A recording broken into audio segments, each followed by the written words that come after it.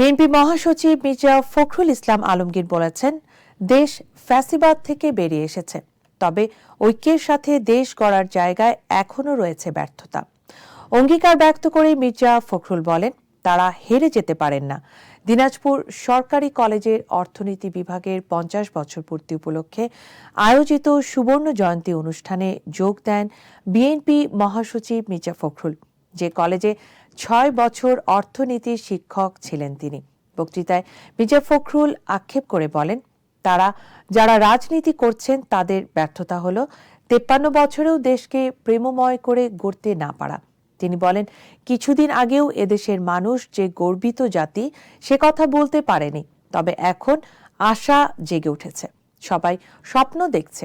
মির্জা ফখরুল বলেন, ফ্যাসিস্টরা রাষ্ট্রের সমস্ত ক্ষমতা দখল করে নিজেদের নিরঙ্কুশ করতে চেয়েছিল, যাতে কেউ কথা বলতে না পারে।